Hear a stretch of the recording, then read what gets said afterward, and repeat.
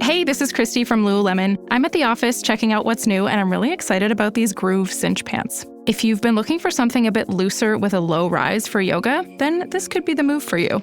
They're in that buttery soft Nulu fabric that you probably know from other Groove styles or even Align. But what I love is they're a relaxed silhouette with a cinch at the hem, so you can make them a jogger, a wide leg, and anything in between. They're the new Groove relaxed cinch pants, available now at lululemon.com. No one goes to Hank's for his spreadsheets. They go for a darn good pizza.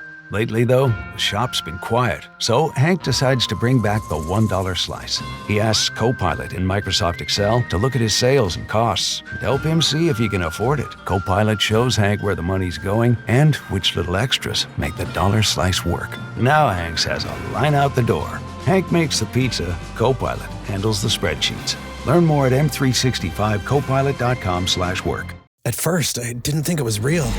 I woke up to this blinding light, and I was transported to another place. Pluto TV! Then I heard a voice. Come with me if you want to live. There were thousands of movies and shows, and they were all free. The truth is ours. It's just so beautiful. On Pluto TV, free streaming of Terminator 2, Fringe, Arrow, The 100, and The X-Files may cause excitement, loss of sleep, and sudden belief in extraterrestrials. No credit cards or alien encounters necessary. Pluto TV. Stream now, pay never.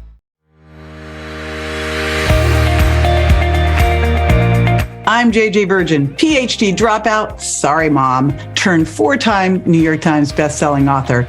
Yes, I'm a certified nutrition specialist, fitness Hall of Famer, and I speak at health conferences and trainings around the globe. But I'm driven by my insatiable curiosity and love of science to keep asking questions, digging for answers, and sharing the information I uncover with as many people as I can. And that's why I created the Well Beyond 40 podcast, to synthesize and simplify the science of health into actionable strategies to help you thrive.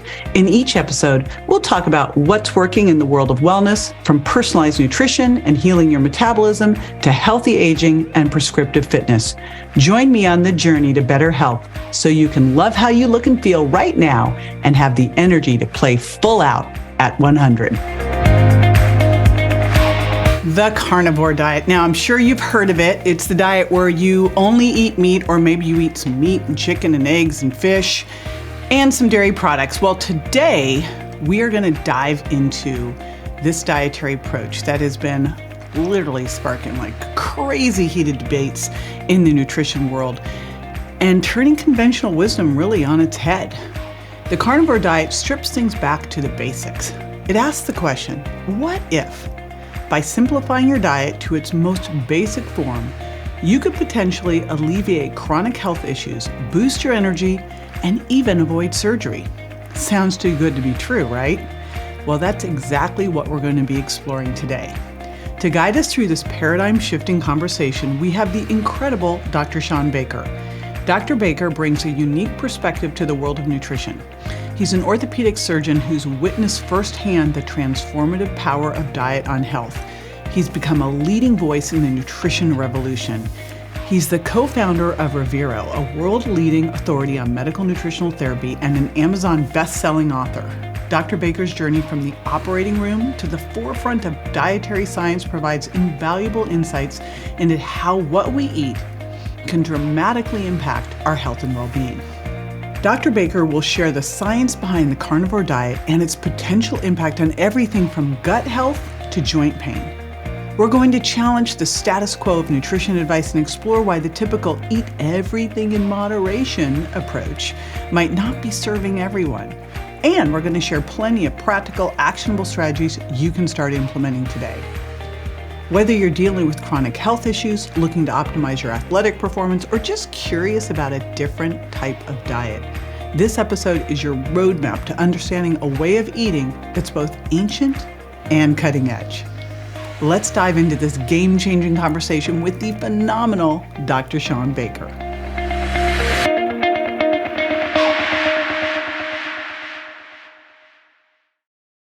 Dr. Shawn Baker, I am super thrilled that you said yes. You didn't know what you were getting yourself into. I'm happy now. All right. We actually are very symbiotic in that I love elimination diets, and I see the carnivore diet as the ultimate elimination diet and a great tool. And where I would love to start is what it actually is, because I think there's a lot of information floating about, and I'd like people to really know the ins and outs. Yeah, I think if we make the assumption that food impacts our health, which I think is a pretty reasonable assumption. It's reasonable, but yet unknown. Yeah, it's surprising that many physicians don't, even, gastroenterologists will say food has nothing to do with things like Crohn's disease. I'm like, that seems very bizarre.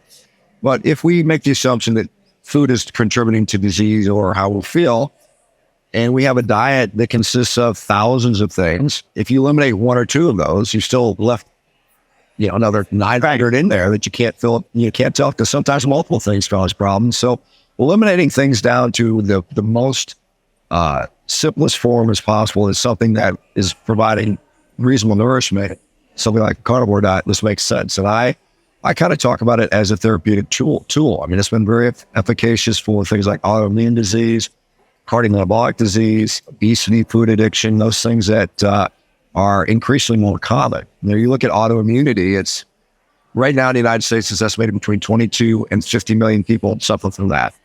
We have 11% of the population suffering from diabetes. We have maybe a quarter of the population has some sort of mental health disorder. So it's like, there's a lot of people that can benefit from this sort of thing. And so, in essence, it's basically kind of animal foods. I mean, for most people, they have some level of variety where they might include eggs and meat and cheese, a little bit of dairy products. But for some people, it can be as simple as just steak and water, which is kind of crazy, it sounds like. But it's literally, that is something you can sustain for a fairly long period of time. I've done it for years at a time with no ill effects. I think that a lot of things like autoimmune disease, inflammatory processes begin in the gut. And if our gut is inflamed, irritated, you think about how do we interact with the world? Most people think that our skin is our largest organ and has the most interaction with the external environment. But really, our skin is designed to keep things out, first of all, right? So you're not absorbing that much through your skin, or you're not supposed to. Whereas our gut, people don't understand this, but from our mouth through our stomach, all the way through our intestines, is actually external to our body.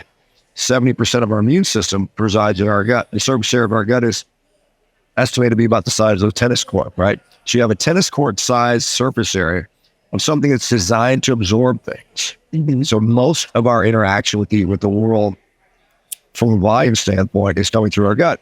And so what we put in our mouth has a huge impact on our body. So something like a carnivore diet or any other elimination diet has been tremendously efficacious. And I think this is obviously said, this is it's just like the ultimate elimination diet. Yeah, that's what I looked at it when I love elimination diets. I think that they are the ultimate, like the original biohacking. When you really look at it, we're connecting the dots, right? Yeah, I mean, we're sitting here at a biohacking conference, and I look at all these various inputs that you can provide, which can have some efficacy, but really, if you don't stop poisoning yourself, I don't care what you do. You can stand in front of red lights all day long. You don't stop poisoning yourself. Amen. Make a difference. Well, don't you think that the fastest way that you can turn your health around is achievable at the end of your fourth? Oh, absolutely. Absolutely, for sure. Now, I'm glad I asked that first question, because I had thought that the carnivore diet meant that you had to eat, what do they call it, from hoof to snout? Oh, nose to tail. And I'm like, oh no. Yeah. So you don't. You could just eat steak. You do not have to sit there and eat raw testicles and raw liver like you see some people doing. That's just kind of, I think that's for entertainment purposes only. I mean, literally, I've been tracking, I took a survey of 12,000 people on this diet. Harvard University, when they studied this, of 2,000 people. I specifically asked Ded Ludwig and Melinda Leonard in Harvard to ask this question. I said, discern between people that consume organ meats and those that don't. And the outcomes were equivalent. There was no difference in resolution of disease, no increase or decrease incidence of deficiency symptoms. So it's unnecessary. How quickly, when you start this, do you start to see people shift and feel better? So I think the metabolic transition takes between 3 and 8 weeks for most people. There are people that symptomatic like gut issues. A lot of people have noticed that bloating goes away. Because a lot of, you see a lot with women there, they've been brainwashed to just eat low fat, eat salads all the time, maybe have a tiny little piece of chicken on there. Right. And then they're binging on ice cream at night because they're starving and they're complaining that their guts are all swollen. And they say, oh, that's normal. it's not normal for your gut to hurt. I don't care. We wouldn't accept it in any other organ system in our body. If we were walking around and we had chest pain, we would say, there's a problem. If I walk around and my knee hurts, there's a problem. But we accept, bloating and discomfort as normal. It's really not. It either means we're eating the wrong food, which is most likely the case, or our gut is broken somehow. So when I see people dealing with diseases, by 3 months, most people see some sort of inflection point. So many people see it earlier. Most people by 3 months. So I say if you're going to do it for 3 months, give it a fair shot, and make a decision. Either it works for you or not. At worst, you ate a bunch of steaks or something like that, which is not that bad of a thing. Right. I say if I had to do one diet for the rest of my life, I could easily live on steak. Yeah. With some coffee and you wine. can. That would be the reality. That would be my trifecta diet. Now, when you say carnivore, does that mean it is just meat? Would it be a meat, chicken, fish, or is it really meat? You can do it with variety for sure. Most people, and I think there's reasons why this occurs, but most people tend to gravitate towards ruminant meat, whether it be beef or lamb, particularly in this country. But I mean, you can do it with fish, chicken, pork, seafood. Some people eggs if they tolerate. Some people dairy if they tolerate. Dairy is one of those ones which is kind of a gray area for most people. But yeah, I mean, it can be tremendously varied. However, funnily enough, the longer you do it, the more you just want a damn steak. It's just like, just give me a steak. Yeah, and you just get drawn to that because it's kind of primitively and viscerally satisfying in a way that a lot of other foods are. And if you think about like our human evolutionary, time, well, for a long period of time, the only technology we had to hunt with was a spear up until about around 80,000 years. And can you imagine how many birds you could get with a spear? It's not very efficient. So we were taking out the big megafaunal animals. Kill a large animal you can eat for several weeks, and you only got to hunt once. If you're chasing birds around with a spear, good luck with that. Yeah, you probably expended more calories in the hunt. So what about nutrient deficiencies? I'm sure you get asked this all the time. Yeah. So one of the things people ask about particularly is, what about phytonutrients, these wonderful polyphenols and all those types of things? So it's interesting, and most people don't know that, but there's a great bit of research that a guy named Stefan Van Vliet out of Duke University has done with another guy named Fred Provenza. And they've demonstrated that actually, believe it or not, beef has something like 70,000 individual nutrients. It's not just protein, fat, a couple of vitamins. It's 70,000 unique compounds to include many of the phytonutrients that the cow consumes. So the cow actually has a more diverse diet than you or I can have. I can't go out and eat grass and leaves. I get sick. They can do that. They actually bioaccumulate a lot of these phytonutrients. And not only are they there, but they're more bioavailable to us. When you eat a big diet from the fibrous vegetables and fruits, the fiber actually, and there's a nice study from 1978 that showed that by consuming a high fiber diet, you lose twice as much protein, twice as much fat, twice as much carbohydrate from the food. So it's inefficient. You think about, food prices are going up. Does it make sense to have half your nutrition end up in the toilet? So it's very nutrient dense. The only thing people are talking about is vitamin C. Well, are we going to get scurvy from vitamin C? We've known for at least 100 years, or probably since the days of Arctic exploration back in the late 1800s, early 1900s, that actually if you have access to fresh meat, it literally cures scurvy. It prevents and cures scurvy. And the reason these sailors used to get scurvy back in the day was because they were eating dried, preserved meat as their source of nutrition, and that doesn't work. As long as it's fresh, and I don't mean you got to eat it, from a warm animal. I mean, as long as it's not been dried and canned and preserved, it provides enough to prevent things like scurvy. And I've yet to see it. I've literally, as a physician, I've seen thousands upon thousands of people on this diet. I've yet to see somebody with any sort of demonstrable nutrient deficiency. It's and we have, with regard to vitamin C, we have all these compensatory mechanisms. Like most people don't know, we can actually recycle vitamin C in the red cells. Most people don't know that the glucose molecule and the vitamin C molecule are very similar. They're almost identical except for one small difference. They use the same transporters. And when there's a high amounts of glucose around, vitamin C transport is minimized. When glucose is lower, which happens on a lower carb diet, we get more vitamin C shuttling. So how important is it to get grass finished? Because I know that everything's grass fed. So is the grass finished? Right. So that's an interesting question. It's a question I get all the time. Sure. The data that we have on humans, there's not much. So there's no real studies that show that. I mean, yes, there are nutritional differences. You can say grass-finished beef on average has more conjugated linoleic acid, has more vitamin A, more vitamin E, things like that. But the outcome studies in humans, there's been really 2 studies that have been done. One Texas A&M did in about 2014, comparing grass-fed versus grain-finished hamburger meat and looking at like biomarkers like cholesterol and things like that. They saw really no significant difference. Another study was done in Australia looking at grass-finished cattle and kangaroo meat, grain-finished cattle and kangaroo meat. So it wasn't really a apples to apples comparison. They saw that the grain-finished cattle had a higher rate of postprandial or after meal inflammation, which we're not sure what that really means. Wouldn't that just be because there's more arachidonic acid in that fat? I mean, kangaroo meat would be really lean. Well, it is going to be very. Yeah, so it's not a really accurate comparison. So the real answer is we don't really have good evidence to show one is better than the other, at least from a human health standpoint. Now, environmentally, there are some benefits, clearly. I mean, but just because it says grass finished on a label is very misleading, because that just means the cow has access to grass if it wants. It may not eat it. It may just still be finished out on, hay or silage or something like, or even grain. They can still call it grass finished. There is, in my experience, and again, this is the same thing, the Harvard study, I've surveyed 12,000 people, asking them about, does it make a difference? Again, for most people, no. There are people that anecdotally will say, I feel better on grass finished beef. But there's some people that say, I feel better on grain finished beef. So it's kind of interesting. So I can't, in good conscience, tell you that you should only eat grass-finished beef, because some people find it, one, financially difficult for some reason. Some people don't like it, because it tastes different. It definitely tastes different. The other thing is grass-finishing, and I love regenerative ranches. I support those guys all the time, but it's a skill that is more difficult. Grain finishing is easy. It's formulaic. They're very consistent results. You know what it's going to taste like. Some people prefer that.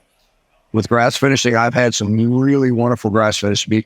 But likewise, I've had some stuff that's like, I'm not a big fan. So kind of like a car tire. Yeah. So the real answer is, at this point in 2024, eat what you enjoy. Well, and what you have access to. What you have access to, what you enjoy. When you dine out, sometimes you're like, what are you going to do? I just recently was listening to a podcast, and I heard this statistic, and I went, and you basically alluded to it, where you were talking about what you would have to do to digest and how much you would lose. And they were talking about the difference between eating a mixed meal, because I'm all about how much protein you're getting, because I work with women and they do eat enough protein. So that's true. But he was talking about when you eat a mixed meal, that you're absorbing less of those essential amino acids versus if you just ate straight meat versus if you just took essential amino acids. Can you unpack that one? Well, yeah. So it's interesting. Like, we hear about things like polyphenols are great, but actually polyphenols block the absorption of protein and fats. So it's like, what's the net effect here? And there are numerous studies that show that different nutritional mixtures, and you mentioned mixed meals, often things like phytic acid, which is high in things like grains and legumes and things like that, actually binds minerals.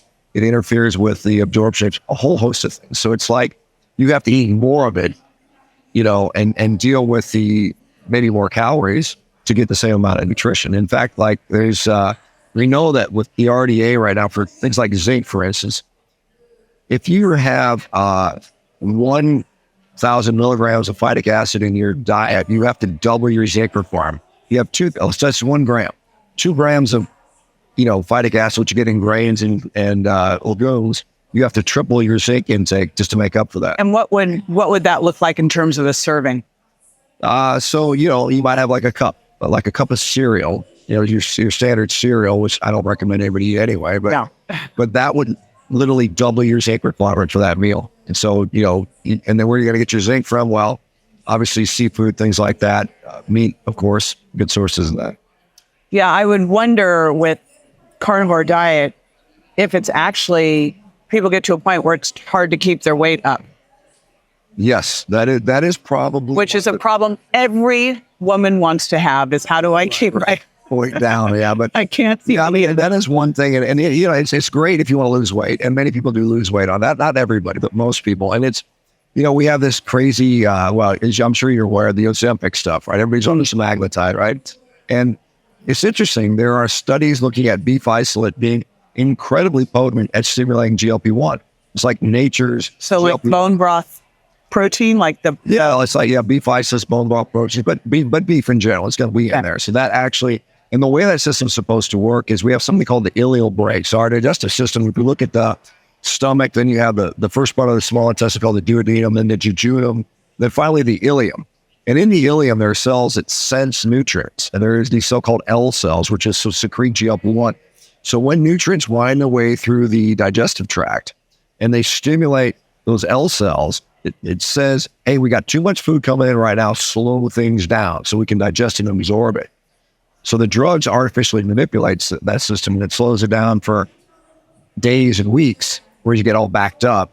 Whereas meat tells you to slow it down just for 5 minutes or so until you have a chance to digest and absorb that stuff. So meat is just an incredibly, it's an efficient food. You think about if I were going to build a brick house, right? I'd like a lot of bricks. I don't want straw and mud because it's a lot more work. And that's really the analogy between plant consumption and animal consumption. Every cell in my body is an animal cell, and everything I need is contained in animal cells. I know it sounds simplistic, but right. If you look at the history of every animal species on the planet, something like 85% of every animal that's ever flown, swam, and walked on Earth has been carnivorous because it's easier, it's more efficient. To be herbivorous, you have to have all those extra anatomic digestive adaptations that occur, like a hindgut fermenter, like a horse, or a foregut fermenter or ruminant, like a cow. They have this specialized adaptation. So we don't have very much of that as humans. We can, if we compare ourselves to other primates, a chimpanzee can get up to 40 to 50% of its calories from fiber. Humans can get about 4% of our calories. So it's kind of one of those things where it's like you can get a little bit, but it's not the main deal. The main deal that we're designed for hardware-wise is basically meat. So you brought up fiber, and that was definitely one of the questions I'm sure you get asked a lot because gut microbiome is such the buzz now. And fiber, the general recommendation of 30 grams. Right. How do you reconcile this diet and the fiber? Right. So issue? I will tell you with 100% certainty, fiber is not essential. If it was, I'd be dead a long time ago. I basically consume essentially no fiber in 8 years. And I'm fine. I go to the bathroom normally every day. You think there's a nice paper that a guy named Tommy Wood and Lucy Mailing did in 2021. It talks about metabolic flexibility of the gut. And the main benefit with regard to the microbiome in the gut with regard to fiber is thought to be the creation of something called butyrate or butyric acid with cells used for energy, right? But that pathway is not unique to fiber. There are many ways to get that. Actually, protein can actually be broken down into these short chain amino or fatty acids. If you are a low carb and you're starting to produce ketones, that beta-hydroxybutyrate, which sounds very much like butyric acid, they're only one hydroxyl molecule apart. It's a very easily reversible reaction. So you get plenty of gut energy for that. So it's not really an issue. So fiber was conditionally beneficial. If you're eating a Western junk food diet of cookies and cakes and potato chips, eat some fruits and vegetables. It's going to displace some of that. I think really a high fiber diet, most of these studies are associational studies, and they're really a marker of diet quality. If I eat a high fiber diet, I'll probably eat more fruits, vegetables, whole grains, and so on and so forth. And I'm not eating as much of that pure junk process. But what are you comparing it to? So anything's really good compared to the standard junk food diet.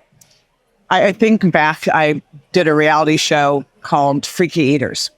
And it was where people were basically, they got hooked on one thing and that's all they would eat. Right. So there were a lot of French fry people. Oh, goodness. But there were two guys, one would only eat raw meat. Right. And one would only eat meat. Right. And they wanted to show, we would do all of this to show how bad this was. Because the girlfriends and wives wanted them to be able to eat everything. Right. Right. Except I went and did stool tests, lab tests, and body comp. And they go, they look perfect. Yeah. I'm trying to find a thing. Maybe I could find some like parasites in the stool. I'm trying to find something, but.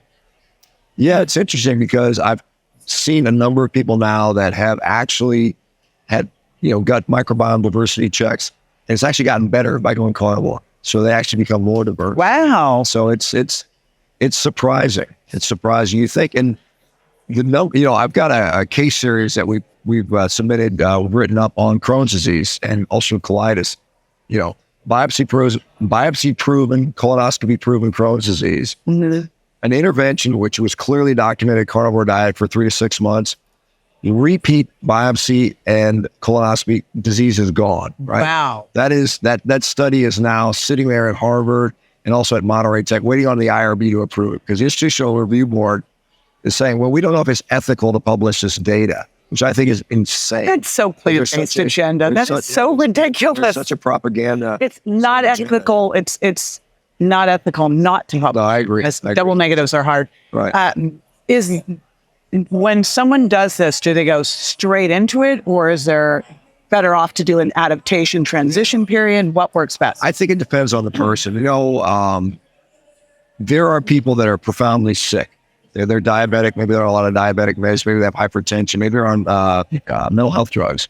And those things, probably in that situation, it makes sense to taper down. You know, taper down the fiber, taper down the carbohydrate. Don't quit coffee right away, because that's a disaster. Why would you ever quit coffee? Well, that's true. What am I hearing? I thought we were friends. Yeah, no kidding. Yeah, but yeah, I think for some people, if they're generally pretty healthy, maybe younger, maybe they've already kind of been used to a lower carb diet, then you can kind of transition right away. But I find a lot of people, because there are concerns with transitioning right away. Some people get profoundly low on energy. I was going to say they'd be exhausted. They're used to fueling glucose all the time. Yeah, you do best with what you're adapted to. And most people are adapted to, you know, an omnivorous diet. They've been eating that way for 20, 30, 40, 50 years. You can't expect within a few days or weeks to just totally, you know, be ready to transition over. Now, what about types of meat? Like when someone's doing this, are they better off eating higher fat cuts? So they...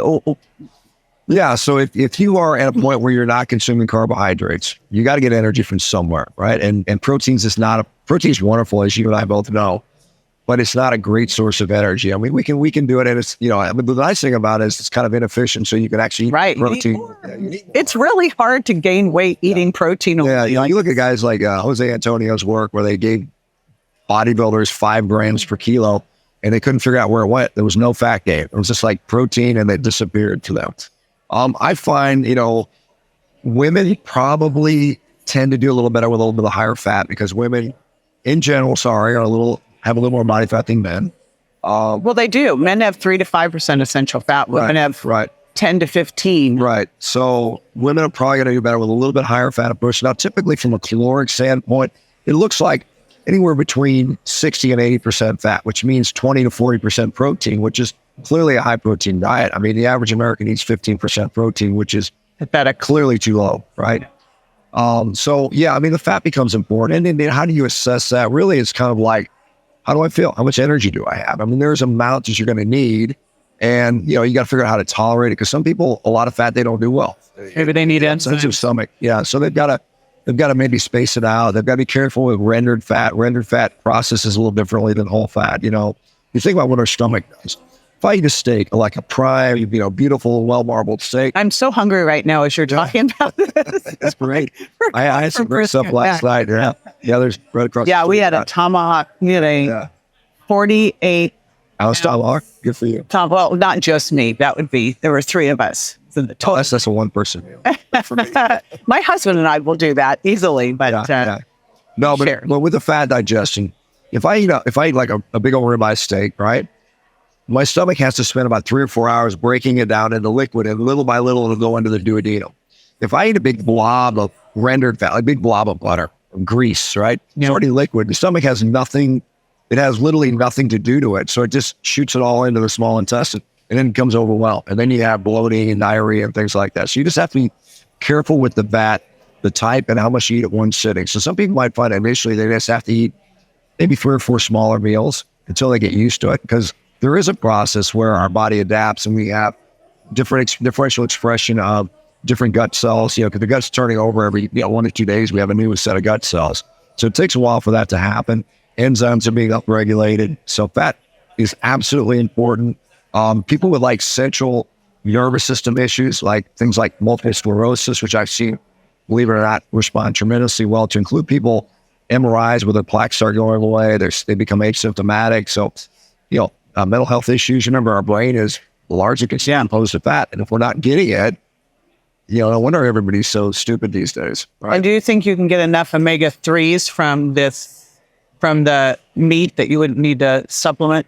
Yeah, I mean, it's interesting. You don't really need a lot of omega-3. The requirement is fairly small. Now, you can, again, I use it I have a son with a traumatic brain injury and bipolar, so we're always pushing the envelope. I mean, it's clearly beneficial, right? And again, I think it has to do with greater bioavailability and absorption. So grain finish has a little bit less than grass finish, but both of them are pretty good.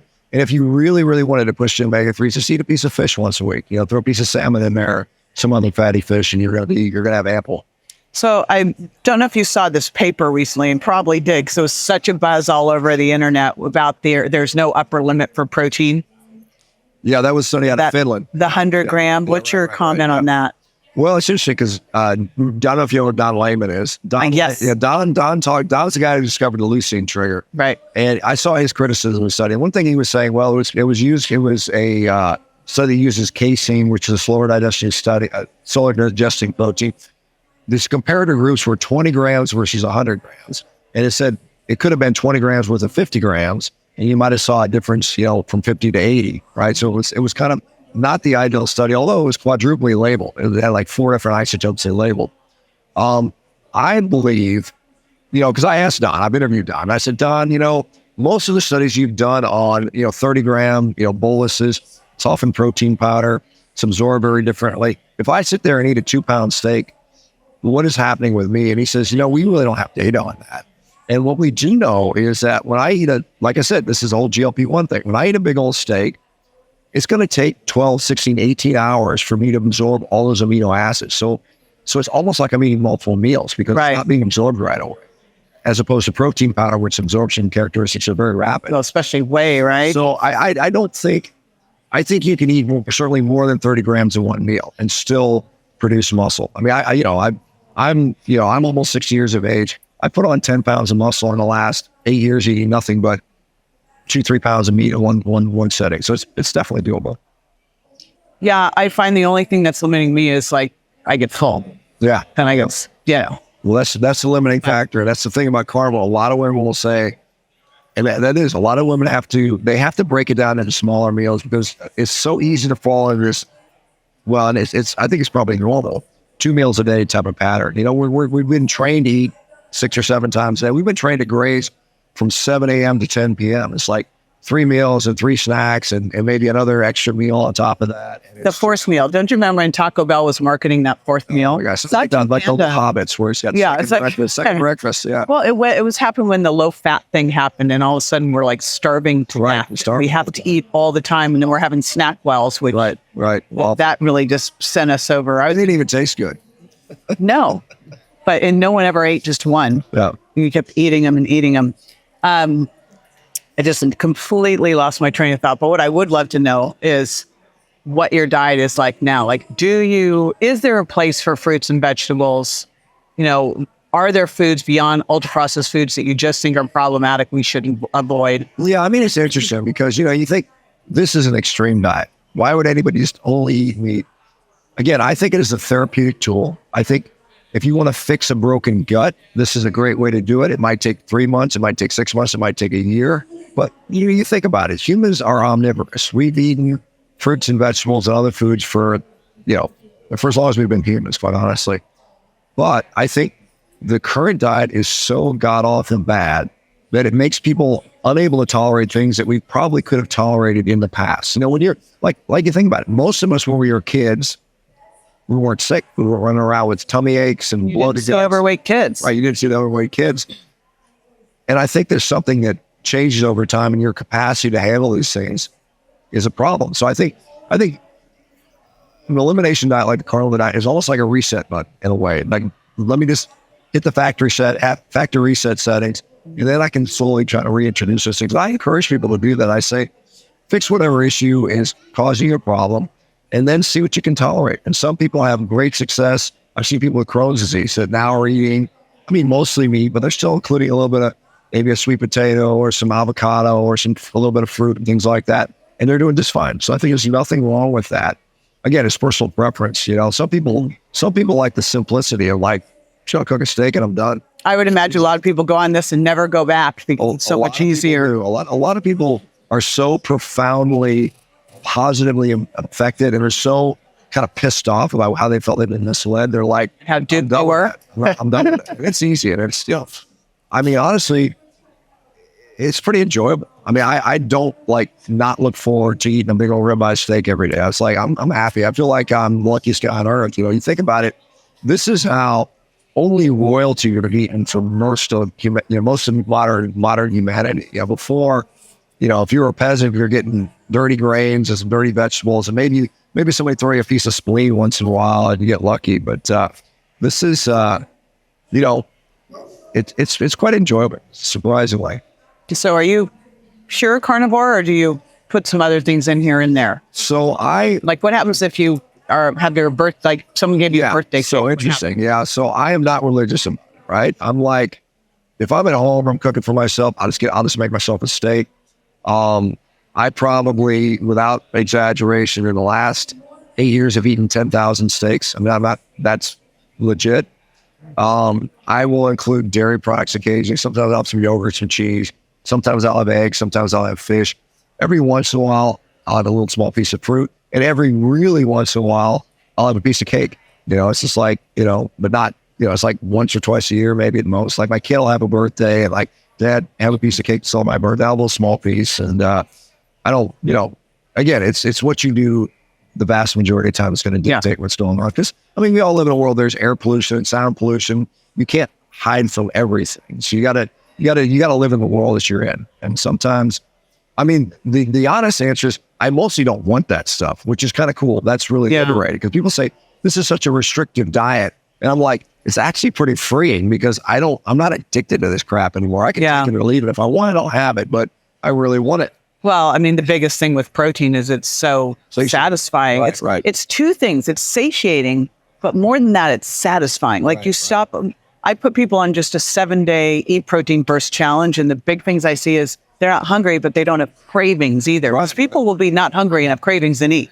So you got to have both those. Yeah, there's that concept of satiety versus satiation. How do you feel right after you eat versus how long you're not hungry for? And you get that. We get people that like I said, they fall into this natural rhythm of 2 meals a day, typically for most. And that's probably beneficial because if you're, like I remember when I was, when I was operating on a patient, I go by the doctor's bake room and there'd be a bunch of donuts in there. And I'm like, I'm not going to eat that stuff.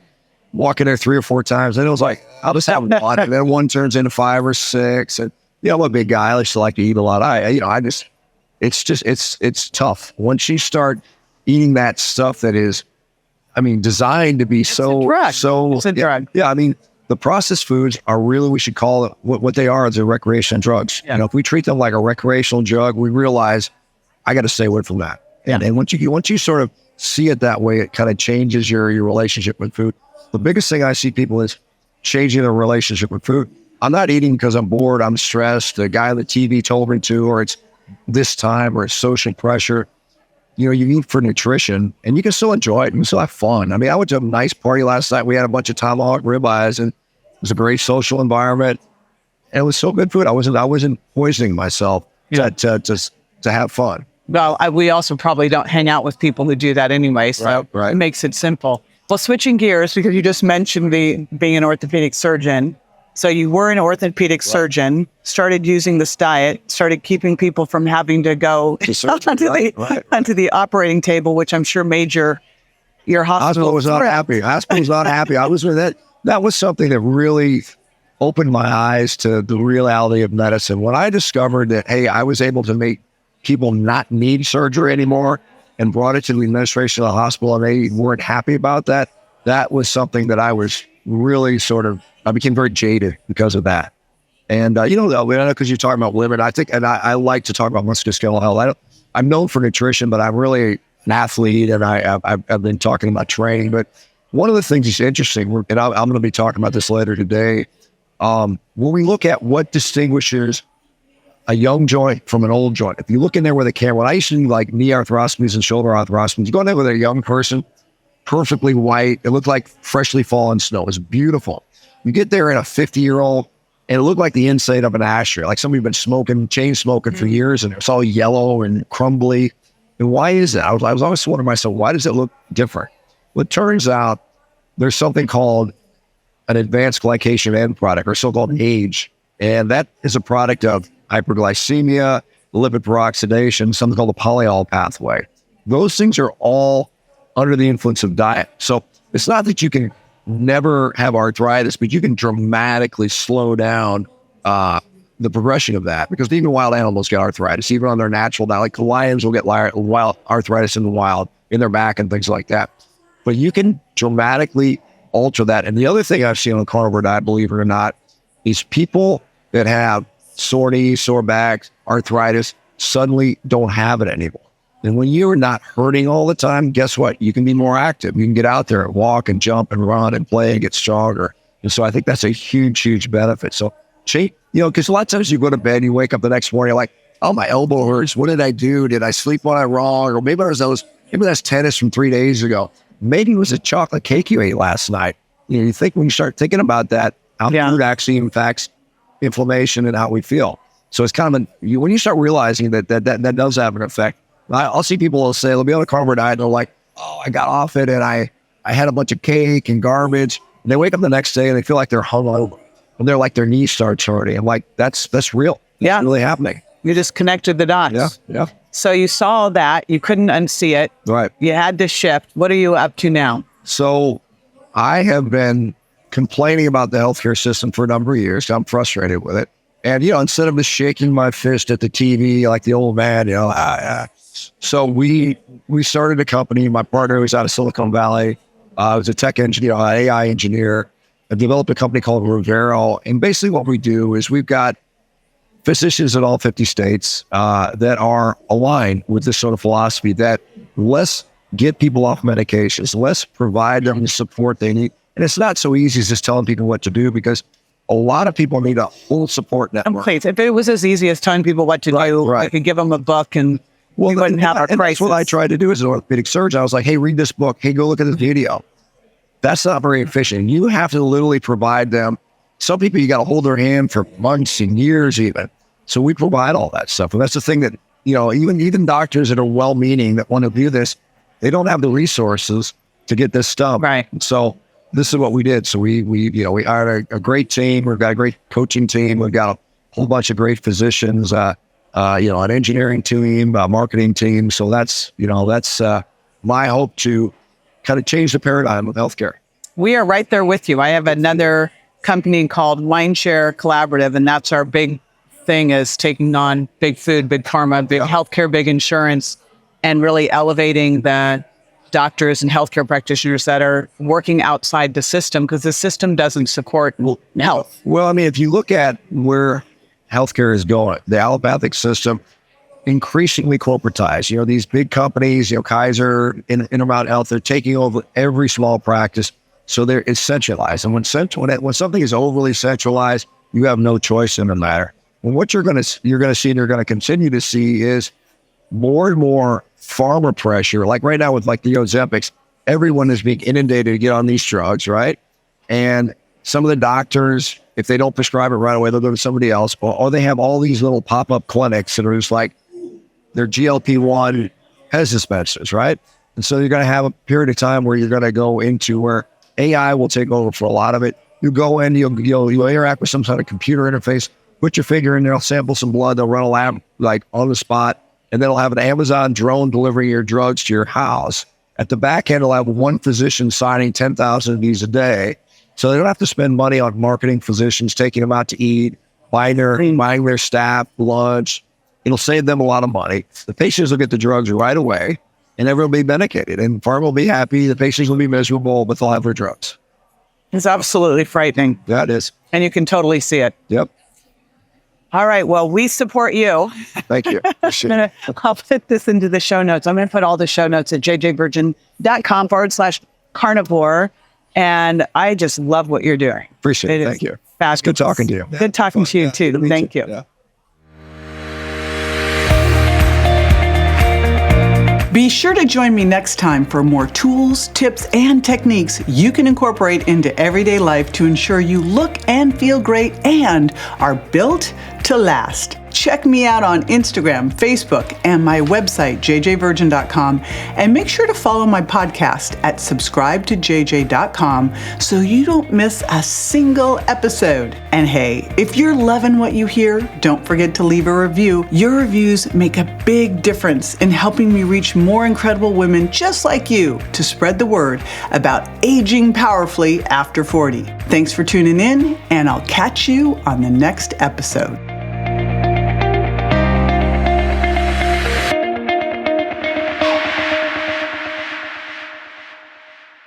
Hey, JJ here, and just a reminder that the Well Beyond 40 podcast offers health, wellness, fitness, and nutritional information that's designed for educational and entertainment purposes only. You should not rely on this information as a substitute for, nor does it replace professional medical advice, diagnosis, or treatment. If you have any concerns or questions about your health, you should always consult with a physician or other healthcare professional. Make sure that you do not disregard, avoid, or delay obtaining medical or health-related advice from your healthcare professional because of something you may have heard on the show or read in our show notes. The use of any information provided on the show is solely at your own risk.